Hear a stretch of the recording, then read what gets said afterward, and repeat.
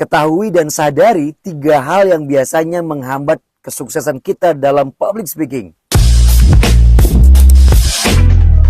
3 hal ini adalah yang pertama, zona nyaman. Banyak orang ketika ingin belajar mengenai public speaking, yang menghambat mereka adalah zona nyaman. Mereka sudah sangat nyaman dengan kondisi sekarang, yang biasanya hanya menjadi penonton, tidak punya resiko, dan hanya bisa mengomentari orang.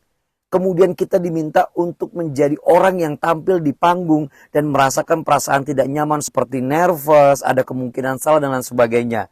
Ini yang kadang menghambat kesuksesan kita.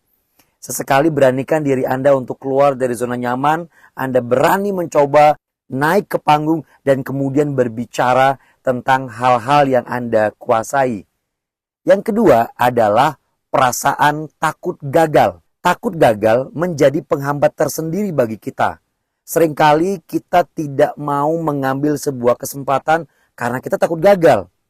Ini juga menjadi salah satu penghambat. Saya biasanya ketika takut gagal, maka saya ingat dengan presupposition atau sebuah prinsip yang mengatakan di dunia ini tidak ada yang namanya gagal.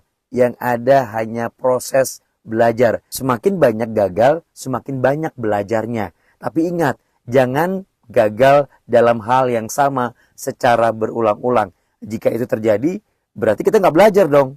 Yang ketiga adalah karena kita tidak tahu caranya. Kalau kita tidak tahu caranya, belajar, pelajari caranya. Kalau kita nggak tahu bagaimana cara tampil, berbicara di depan umum, maka ikut kelas public speaking. Karena di dalam kelas public speaking, kita tidak hanya diajarkan tentang hal-hal teknis, tetapi juga hal-hal non-teknis. Semuanya bisa dipelajari. Bukan tentang bakat dan tidak bakat. Semua orang bisa mempelajari.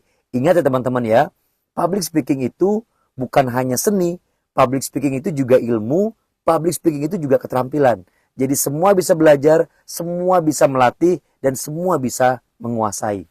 Dengan mengetahui dan menyadari 3 hal yang menghambat kesuksesan kita dalam public speaking, kita bisa mengambil tindakan untuk menghindarinya dan menguatkan sisi lain sehingga kita mampu menguasai public speaking.